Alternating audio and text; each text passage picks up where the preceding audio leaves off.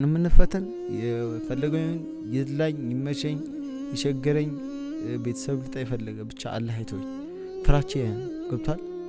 ለምን ረሱላህ ሰለላሁ ዐለይሂ ወሰለም እንግዲህ ያ ሙቀሊበል ቁሉብ ሰቢት ቁሉብ አላላዲኒ ያ ረሱላህ እርሱ ያላህ መልክተኛ ሆኖ የተወደዱ ነብይ ሆኖ እንዴት እንደዛ እንደዋ ተብሎ ሲጠየቁ ምንድነው ያሉት? ቀልቦች በረህማን ሁለት ጣቶች መካከል ነች እንደፈለገ ይገለባብጣታል። ዛሬ አፍሪካ ቲቪ ላይ ቀረብኩ። አላህ አለኝ መጫቲማም ያውቀው አንድ አላህ ነው። አባቴ ሙስሊም ነበረ በኩል አላህ ይጠብቃል። ለዛ እንትን የለንም ነው ዋስትና የለንም። ሁሉም ነገር በረህማን እጅ ነው።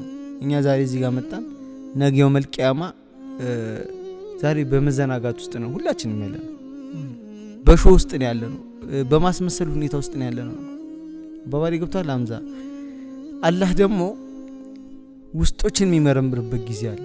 ውስጦችን የሚመረምርበት ጊዜ አለ። ገብቷል። እያንዳንዱ ስራችን ተመንዝሮ እንደዚህ ፊት ለፊታችን የሚቀርብ የምናይበት ስራችንን የምናይበት ጊዜ አለ። ለዛ ጊዜ አላህ በሀቲማ በእስልምና ነው የሚገለን ወይስ በኩፍረት? አላህ ይጠብቀን።